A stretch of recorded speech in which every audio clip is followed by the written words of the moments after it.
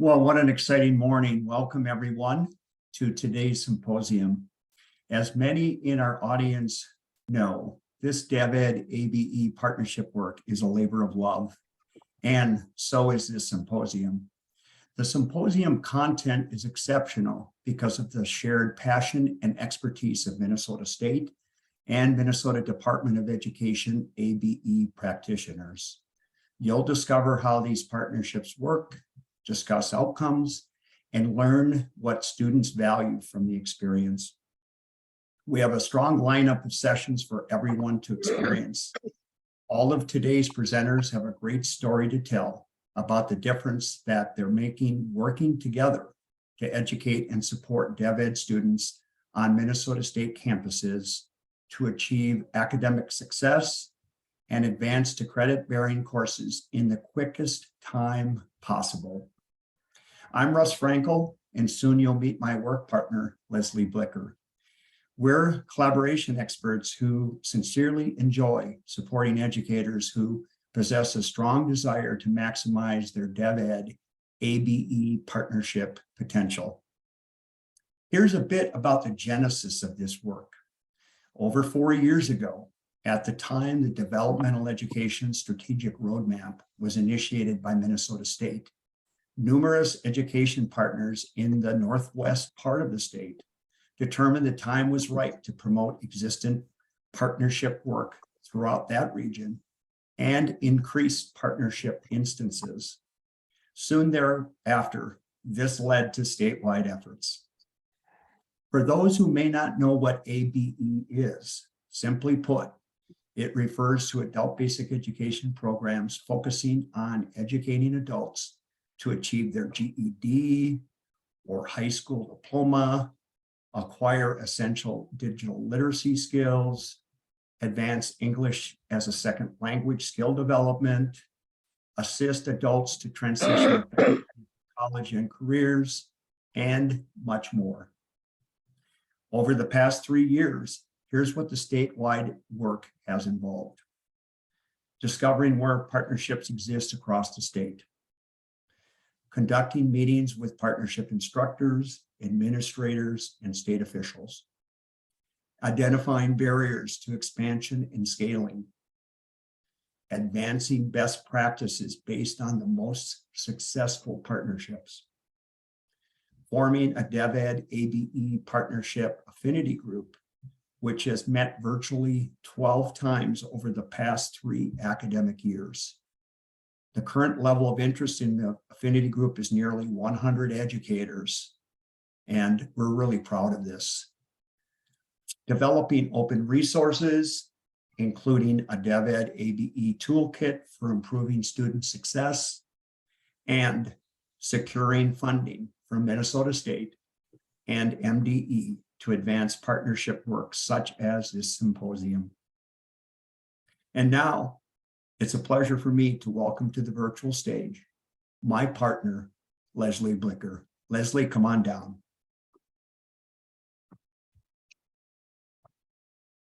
Well, hello, good morning, everyone, and thank you so much, Russ.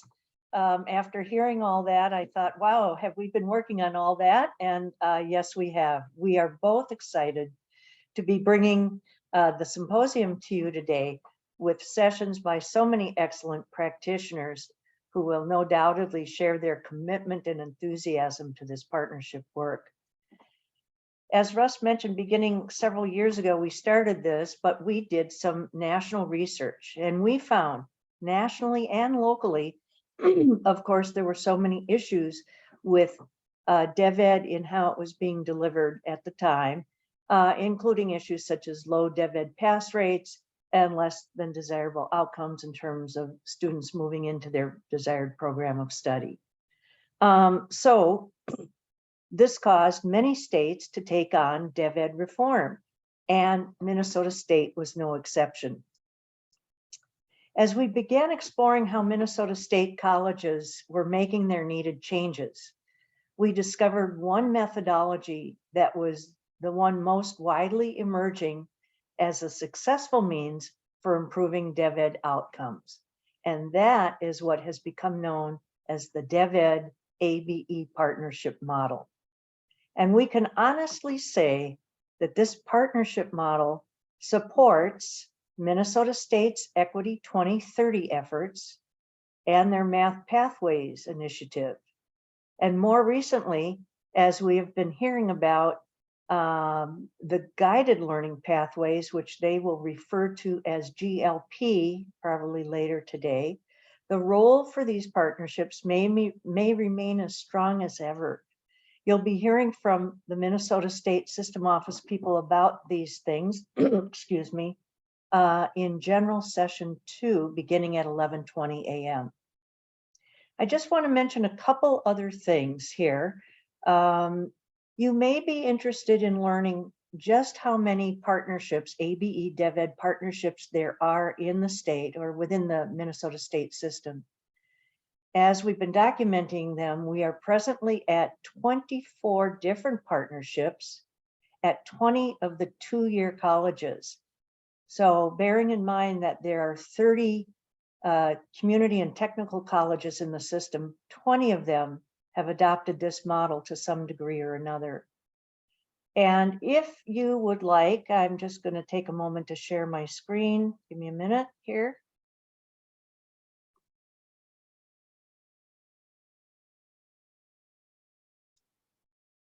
If you would like to learn where these partnerships are, I've put a link in this slide, and I believe Patsy will be putting it in the chat.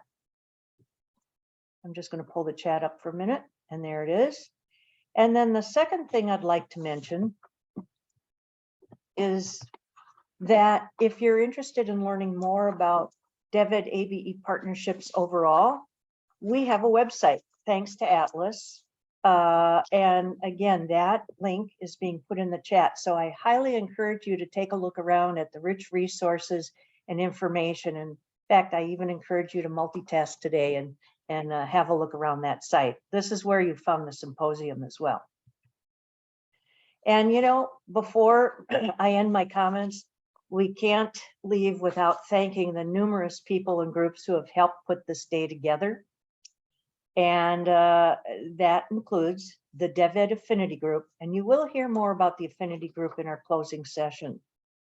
The Symposium Committee for helping to guide the programming, the Northwest ABE Transitions Region, Northland Community and Technical College, Minnesota State and Minnesota MDE, Minnesota Department of Education. A special shout out to both of those agencies who have provided the funding for this conference.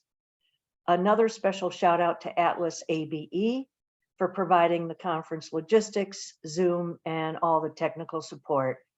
And finally, the presenters. Without you, we wouldn't have a program. So now I'm going to stop sharing for a second here. Stop share. Okay. So what I'd like to do now is introduce two individuals, and we are extremely happy to have them here today. They are coming to provide a very warm welcome to everyone.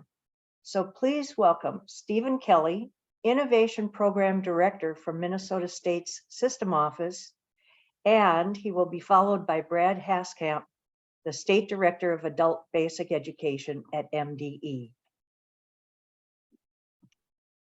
Thanks so much, Leslie, and good morning to everyone on this fine Minnesota morning. My name is Stephen Kelly, and I currently serve as the Innovation Program Director in the Minnesota State Colleges and University System. I am privileged to be here today among so many exceptional educators who are making a difference in the lives of learners across the state of Minnesota. Likewise, Minnesota State is privileged for the opportunity to partner with the Northwest Services Cooperative, our friends at the Minnesota Department of Education, Northland Community and Technical College, and most importantly, all of you who work so tirelessly each day helping learners pursue their dreams of a full life and a quality education. The work occurring through this partnership is both exciting and innovative. It is exciting because it presents real solutions to the challenges of college preparation and the delivery of developmental education. It is innovative because it proposes novel partnerships as an integral part of the solution, with the intent to scale best practices across our state and our organizations. When we speak of seeding innovation, this is what that looks like in practice. As the architects of this work have noted in the past, this DevEd ABE model demonstrates a commitment to addressing the educational achievement disparities confronting us today. As we in Minnesota State continue to advance the activities and programs of our Equity 2030 initiative, I have no doubt that the work all of you are doing, undertaking today, and here on forward, will serve to help mitigate these disparities and support learners who come from diverse and socioeconomically disadvantaged backgrounds. Truly, this is proud work, this is honorable work, and this is momentous work. As you're prepared to apply what you learn here today, remember that we are all part of something much bigger than this moment. The symposium helps position us for launch, but like a flight team, we will support one another on this journey. That is the strength and the promise of partnerships like these. So let us treasure the time we have together. Let's deepen our connections to one another and prepare for the collaborative journey ahead. So on behalf of the Minnesota State Colleges and Universities system, thank you for all that you do and best wishes for the symposium.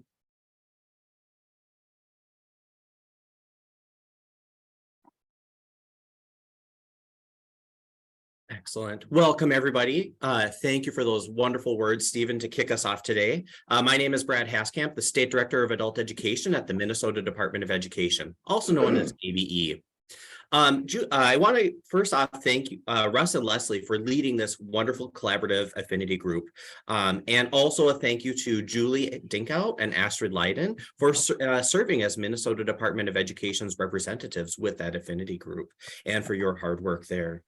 I also want to thank Atlas for hosting today's event and providing all of the technical support. Patsy, Gail, Marisa, and everyone at Atlas, thank you. And thanks to everyone for being here today. Julie, I want to take a step back and think a little bit historically. Julie was reminding me in 2006 of the symposium that we had that was sponsored by the Office of Career Technical and Adult Education at the U.S. Department of Education. This symposium provided a forum for exploring adult basic education to community college transitions. And we had a lot of recommendations, and Minnesota took those recommendations from that symposium, and we've continued to move forward with a lot of the collaborative efforts we've seen since then. Since that time, Adult Education, or ABE, and Minnesota State have worked together on a lot of different things. Initiatives such as the Joyce Foundation, Shifting Gears. Policies such as Fast Track, the training resources and credentialing, and the strategic roadmap that we've developed together. Funding such as Pathways to Prosperity through the Department of Employment and Economic Development. And technical assistance through forums, affinity groups, and conferences like this. Momentum through this work has resulted in ABE being co-located on 42 campuses and 3 tribal colleges to better serve adult learners. Working with developmental ed is one piece of this work and has seen some incredible innovation happening across the state. And it's great that we have a symposium that is dedicated just to this work. Now, you may be new to this work, or maybe you've been involved since 2006 or before, but I'm sure you're here for one thing, and that is that the learners that we serve are of utmost importance. They are our priority. We need to meet them where they are and ensure their success. Thank you for everyone for being here today. Thank you to those presenting today. And thank you all for taking time to invest in our adult learners here in Minnesota. Thank you.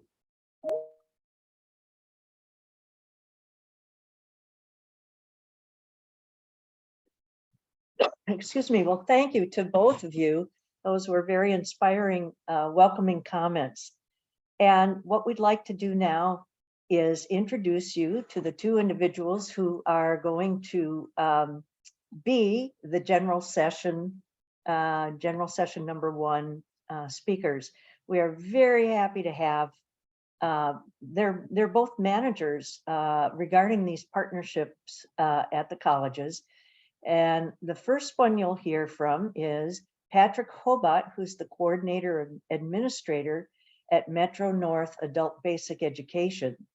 And then he will be followed by Dr. Rick Kurtz, Dean, College of Community Studies and Public Affairs at Metropolitan State University. And if you're interested in hearing more from Dr. Kurtz, he's conducting a deeper dive in his breakout session immediately following this general session. And it is session C at 9:30. But I also want to mention there are 2 other great sessions at the same time, so I know it's hard to choose.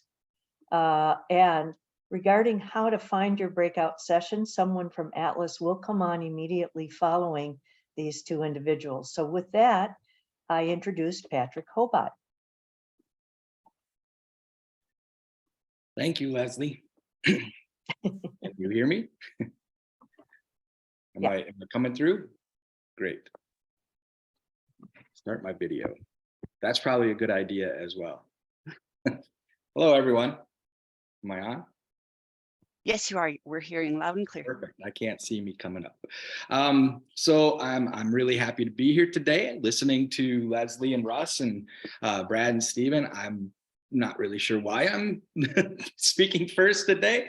There is so much work that's happening, and it's great work, and it's big work. And so for me to be able to speak kind of first is really a privilege and an honor. It made it really difficult to sleep last night. I'm terribly nervous about this whole thing. I woke up several times with dry mouth.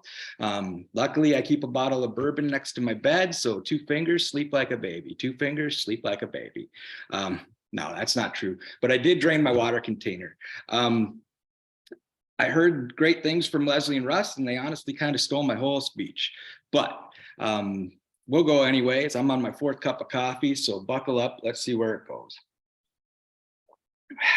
I realized I was having a hard time sleeping because getting up here and speaking as kind of a face of this project is really an honor, but it's also kind of inauthentic because I realize that the work, the heavy lifting, the grimy parts of making the partnership happen, of lifting these students up, is being done by a team of really talented experts who I ask far too much from, and they just keep rising to the occasion. You'll get to meet a couple of them today if you go to the Amber Delegar and Christy Sonic session on sustaining the partnership. You'll see what I mean. Super talented, super committed folks. Figure out where I'm at. It's been a hard lift. I'm not going to pull any punches. When you take 2 organizations like ABE and Minnesota State and you try and get them to work together, there are some cogs that are not perfect fits, and we have to grow around those things. Anytime there's more than one person involved, politics play a role, and pride is a part of the role that goes into that, trying to figure out educational philosophies and student-centered mentalities. There's just a lot that goes into it. So finding the right people who are committed to the students and who are willing to take some lumps along the way is really important to this work. We have certainly had celebratory moments and moments of great joy. We've also shed some tears of frustration along the way. When I shed my tears, they're on the shoulder of my pug, and he sees that they're salty, so he licks me. And to be honest, there aren't very many frustrations in life that aren't made better by dog kisses. And so I have that going for me. As Russ pointed out, and as Brad pointed out, ABE is an adult learning program throughout the state of Minnesota. We're focused on helping people gain access to their communities, whether that be through getting secondary credentials or learning the English language or upskilling for future employment opportunities, or working directly with Career Force and our local colleges to help people in specific career pathways gain those skills and certifications. We've been busy with a lot of things, and more recently we've become a really deep collaborative partner with the Minnesota State, in my case with Anoka Ramsey Community College and with Anoka Technical College, as we build developmental education courses that take a holistic approach to the success of the student. On paper, ABE and the colleges are a perfect partner for each other. It's one of the most logical partnerships I've ever seen. It's a high value relationship, both on the bottom line and on student service. So it has I guess, traction and teeth. And so it works. But it is an ongoing process and a continuous development. We started 6.5 years ago with Anoka Ramsey in a math collaborative. And I think every semester it's been a different iteration of that partnership, slightly tweaking here to see if we can make something better, maybe pulling something else out to say, hey, that didn't work, taking our lumps along the way and building up something that's been successful in every version, but not quite perfect, not quite where we want to be. And just as we started to catch a really good rhythm, COVID came. And although I'm not necessarily responsible for that, I did have to come to the team and say, okay, we need something completely different than what we've been doing. And it's probably going to even be more. We kind of had an inside joke for a while that what we're doing isn't rocket science and it's not brain surgery, but it is brain science. And that's going to tell us that time on task and meeting the holistic needs of the students is going to improve learning and increase their likelihoods of success, which then increases their likelihood of matriculation, which goes on to graduation. Everybody's a winner. The values in this partnership are twofold. For ABE, it's that we've been able to reach an untapped student base, a group of students who really need ABE services, but have a mindset of being, I'm going to college and I'm going to succeed in college, and then find out that they're underskilled. So we finally have access to them, and we've been able to, from a manager's viewpoint, generate a lot of contact hours, which has been really beneficial for our program since before COVID started until today. As a matter of fact, my program, the ones working with the colleges, is up over 80% in our contact hours from pre-pandemic to today. Not my overall consortium, but my segment. So we've been doing that with smoke and mirrors. I have the same staff that I started with, so they've been working really hard. But we see that this partnership is a student-centered services. We moved from a mentality of college-ready students to not only college-ready students, but student-ready colleges. And it's really been a privilege to be a part of those efforts. I think there's strength in that we bring a mixed talent pool. We have experts in the discipline area, immensely knowledgeable and talented at what they do. And then ABE brings in experts in adult learning and things like the ACEs, TIF skills and digital literacy to help support those students. That combination of skills meets the greater need of those students, because we know that our DevEd students aren't just deficit in their content knowledge. They have other life skills and soft skills that they need to develop to be more successful. And ABE can bring that to the table and help do the work that I've heard so many of our college instructors say they wish they had the time to do. But the reality of this is the class time and this is my content that I need to cover makes it really hard to meet that need. So bringing in another professional into that partnership really facilitates that and builds up the strengths of the overall program. Not to mention that it adds another point of contact for those students in the school and the organization. We know the more points of contact that the student have, the greater chance is that they're going to persevere and continue on in the program. So it comes with a lot of different aspects that benefit those students and keep them on a track for success. We know that coming down the pike, there are changes coming to developmental ed yet again. It seems to always kind of be a moving goalpost. So we know that the work is not done and that these partnerships will need greater intricacies to help them function and work together. So as we go into that, I just ask my team and the college members who are participating in this to have patience and have perseverance and keep that center goal of student success in mind. Honor each other's professional talents and skills, because while we all bring different things to the table, I think all of those things have equal value to benefit the students. I think this is a sustainable program. The keys, as you'll hear throughout the day, are building a clear communication chain and making sure that there are agreements between the two organizations as needed to kind of work out those places where the cogs don't fit perfectly? How do we respond quickly? How do we make commitments to each other that keep the program solid and sustainable, and serve those students and keep them hopefully in the center of our work? It can get really easy to go off into the many rabbit holes that are available to chase.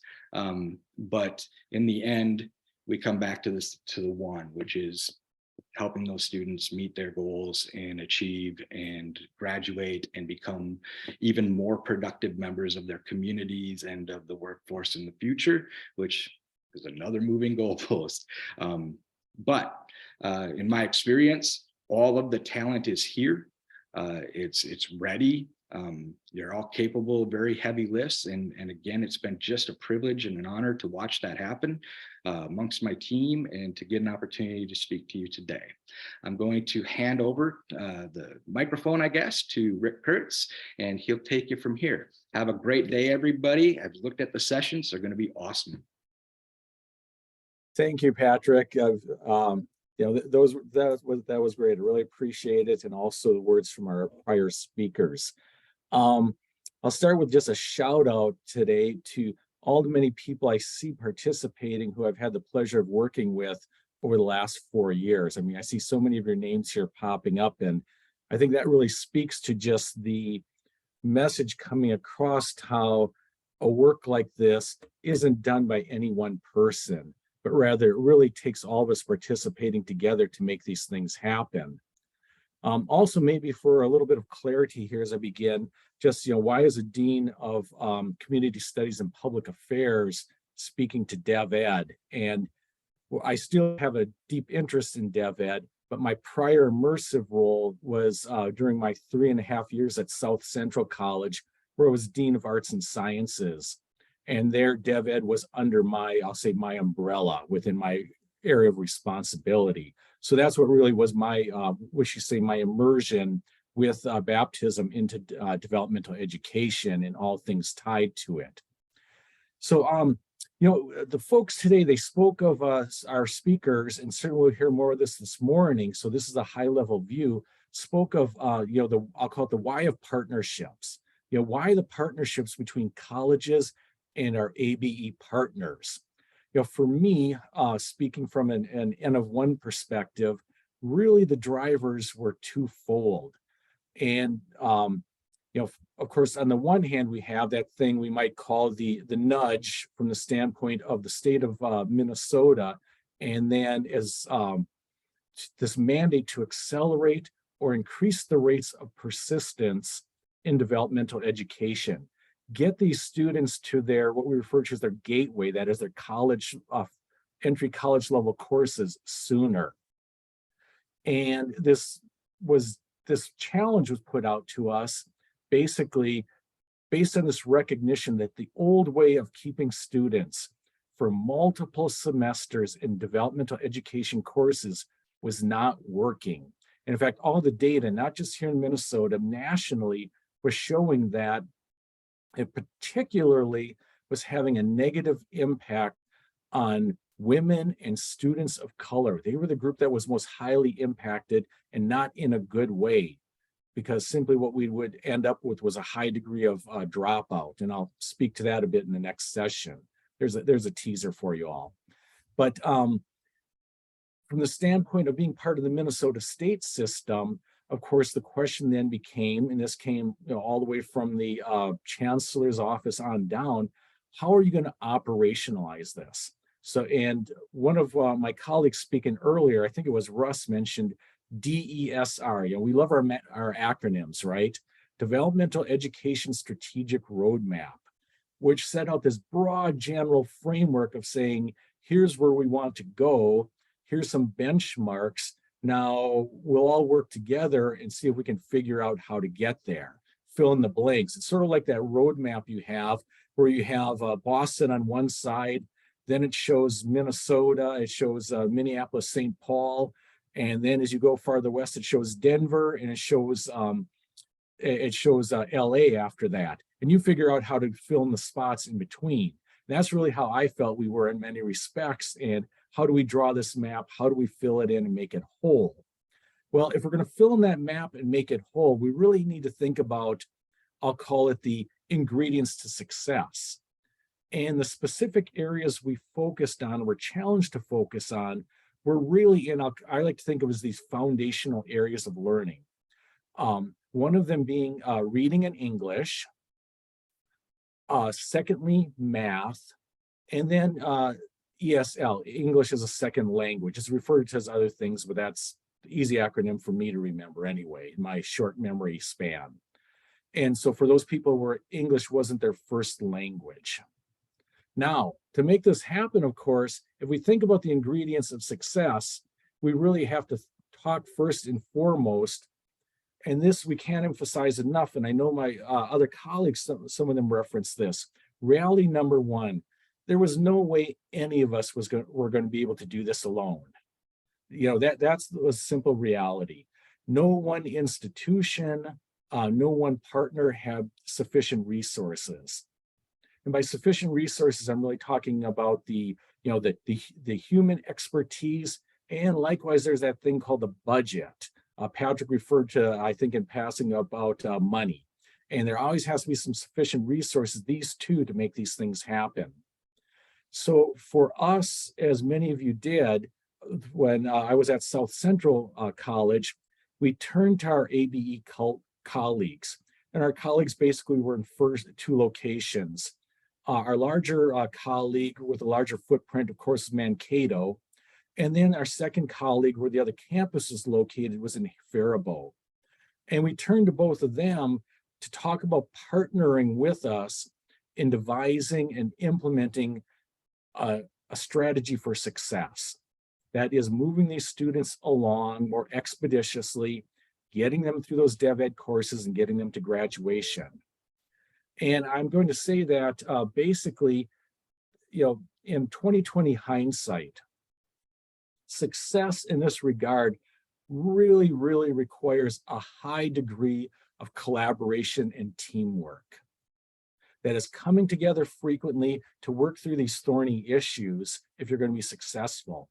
It also requires a significant amount of trust in your partners, trust that you're not going to do everything right and that you're going to have some do-overs, and also this buy-in. And that's buy-in from those who are on the ground participating, and also buy-in from leadership. So for myself as a dean, that buying in that, yes, we can do this, and it's not going to be perfect, but in the end, we're going to get where we need to go. Another thing, getting back to that budget thing, the cost sharing. And coming out, and starting forward on this, we were gratified to have some initial seed money, certainly from Minn State, from the system office, to help get this up and going. And so that certainly helped kind of move this forward. But we knew likewise, there was going to have to be costs involved for us at the college, and likewise for our ABE partners, because we were asking them to make an investment and to partner with us and to take a part of a load that was above and beyond what they normally did. And so, of course, from that standpoint, there's going to have to be some cost sharing to help make this happen. And so we used not only the Minn State monies helped us on our end, but then we used some of our own internal monies to help offset those costs as we operationalize this whole endeavor. Success also, if you're going to make this happen, it really is this willingness to learn. And by willingness to learn, I like to think of it in terms of not thinking in it in terms of traditional education, higher ed, which we usually move at the speed of peanut butter, but rather think in terms almost more of Silicon Valley.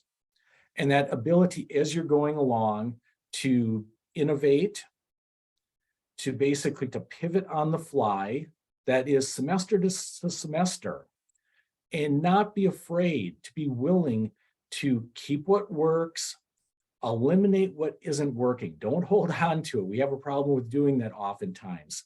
And then introduce new innovations and something new as needed as you work through these problems. Because I can think in my mind, every year that I was involved with this on the ground, there was always something new and different that we had to deal with. as we folded up and ramped up and built in developmental education across our programs. Now, that said, of course, there's the next question of where are we and where do we go from here? And that's really in part, what we're about today. We're learning from each other, but also knowing that the work's not done. There's still a whole lot to the heavy lift here. And so first, again, is this recognition that continued success is happening because of these partnerships. Nobody's in a place to float their own boat and do it completely alone. That's reality. Second, we're only partway through the implementation phase. And, when I was at South Central, we got reading and English up and going, and we're partway through math by the time I left there. And then we've got ESL somewhere in the rear view mirror to deal with. And so these things are things we're going to have to grasp. Likewise, there's this, I'll call this challenge, some might call it a mandate, that by 2026 to be introducing co-requisite courses and implementing those. And I'll talk about those a little later in the next session, but that's another thing that we're going to add on to our map and have to deal with. Success, it's certainly going to require a continuation of our college ABE partnerships. It's going to require continued resourcing. You can't do these things basically squeeze more of the resources you have. It's simply not going to happen. These things take time and they take money, and requires ongoing collaboration. Okay, and so I'm going to stop there and I'm going to turn it back over to our host.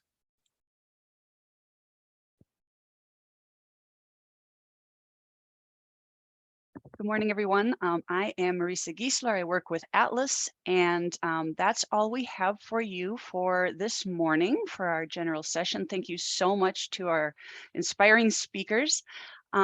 We will be now going into various different workshops, and my colleague Gail will chat out the link just to remind you. At this point is where you start using the program in order to navigate to the rest of the sessions.